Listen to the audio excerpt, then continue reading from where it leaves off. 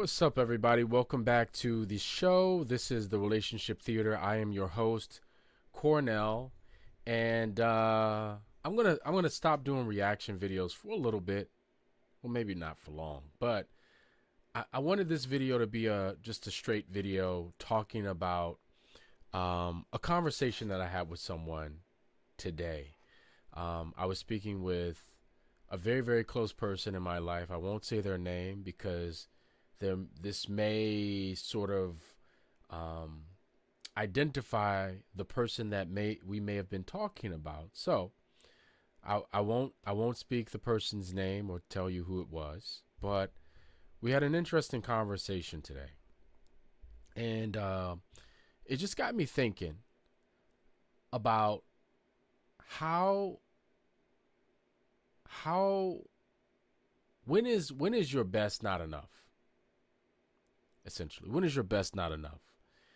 And we were talking about something, and what we were talking about, again, I can't really get into details, but we were talking about something, and we were talking about a specific person and how they might react to the news of something happening.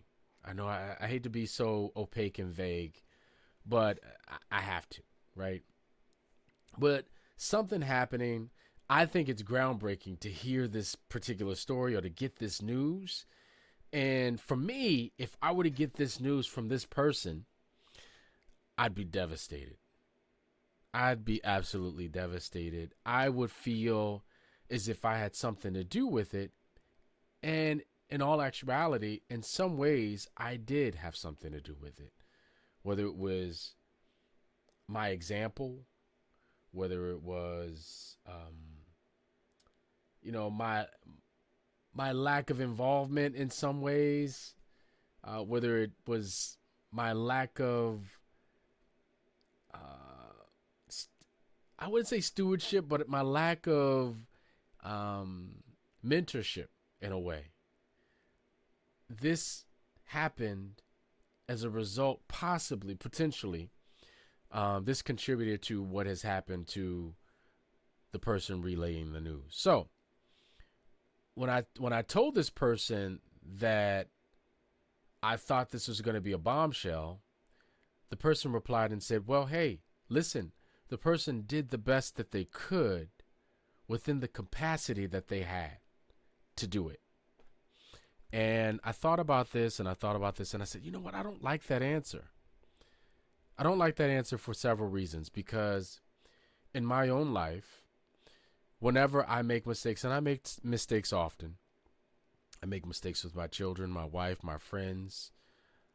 Most of the people that I make mistakes with that are close and intimate with me, I apologize right away.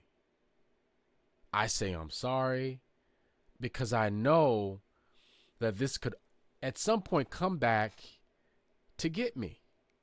And I'm afraid of that. I'm afraid that I will traumatize someone.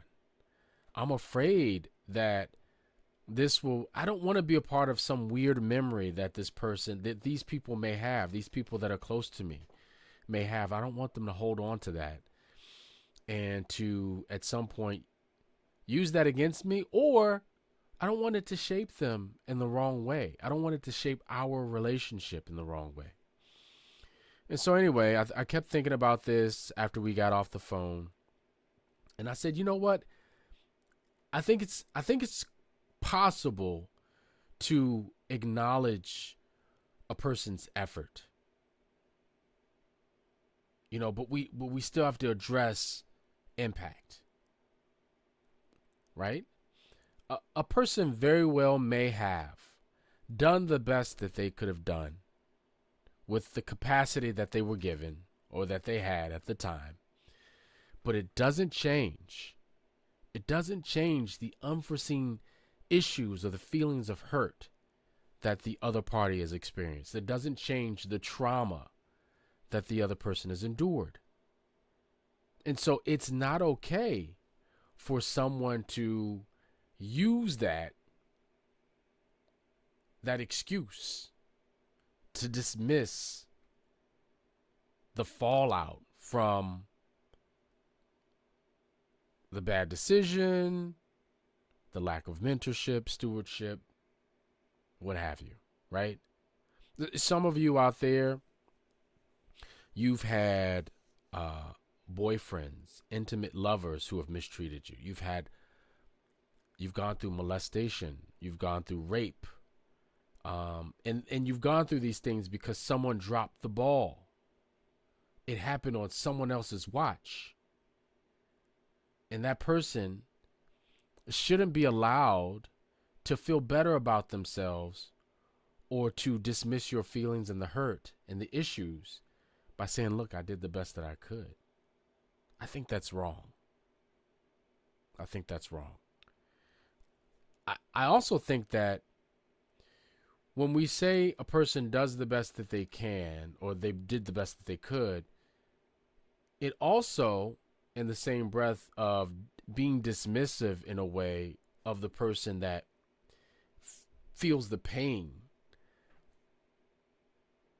it also negates the importance of communication. It's almost like it's dismissive to the point where, hey, we don't need to talk about this anymore. I did the best that I could. Sorry. I did the best that I possibly could, and nothing else could have been done. And I think that also disallows us from addressing my concerns or someone else's concerns in the matter, from addressing the pain and the issues that have resulted from, someone's bad judgment. There are all different types of ways in which this can impact. The impact could come to the secondary party. There are all different types of ways that can happen. And I think, I just think it shuts down communication. Another thing that it can do is, it doesn't make me feel good if you don't take responsibility, because in a strange way, it almost means that you don't have any empathy. You don't empathize with my position. You don't empathize with how this hurt me. You don't empathize with how this has impacted my life and how it is impacting my husband or my children or my wife or my mother. Me seeing these things, me replaying this thing in my mind. And, if both parties can empathize, then eventually maybe we are allowed to seek solutions together. Right? Because the issue is between, it's a pretty obvious break between the person that could have done better or feels like they did the best that they could and the person that feels like they didn't do enough. It's a direct relationship. So if you come to the table by acknowledging that maybe you didn't do the best you could, maybe you did fall short, maybe your best wasn't enough, even if you think you did the best that you could, then maybe we can seek solutions together and we can problem solve, and maybe we can heal, or the person that it happened to can heal.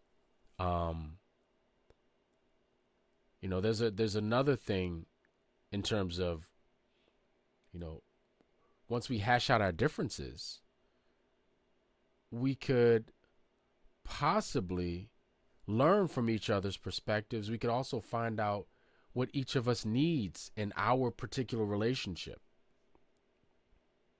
which doesn't always happen. I mean, even in marriages, even if the person didn't do anything wrong to someone else, this lack of communication leads to so many negative consequences, negative results, negative outcomes. And, being able to speak, being able to seek solutions together, being able to communicate, and being able to see each other's differing perspectives, it allows me to have empathy, or the person that feels wronged, it allows them to have empathy for the person that has wronged them. Um, it's never black and white. It's never, a linear relationship in terms of how things fall out. It's never really as sequential as we think it is. There are all these other outside influences that play a role in what has happened, what is happening, and what will happen. And I think by also talking about this, we get a chance. People talk about generational curses, stuff like that. Generational curses are nothing more than historical patterns. This may have happened to you, so now it's happening to me, and now because it's happening to me, it's going to happen to someone else. I'm going to carry that thing forward. I'm going to pay it forward. But what I'm paying forward is negative in nature. It's not positive. And so someone else is going to have to heal this generational curse if we never sit down and we never identify the pattern itself and how it's impacted the bloodline, the family, or the relationship, or the children. I mean, if you really think about all the things that happen, a lot of times we look at it as a like a singular event, when it's multivariate. Every outcome is multivariate. We're making decisions based on so many different influences. It's absolutely bananas. But I wanted to kind of talk through this because this is something that I've been thinking about for a while, and maybe I should tell you what caused this to happen. But when this person said this to me, I understand the idea of being forgiving. I understand the idea of having grace towards others. But at the same time, I'm also of the mind that no one is off the hook. And people who have done certain things should be held accountable. With that said, I'd love to hear your thoughts. Not sure if this was gobbledygook or if this was just like some random babble, but if this in any way kind of resonates with you, feel free to leave a comment down below, like and subscribe, and let's keep in touch. You're now tuned in to the Relationship Theater. Peace.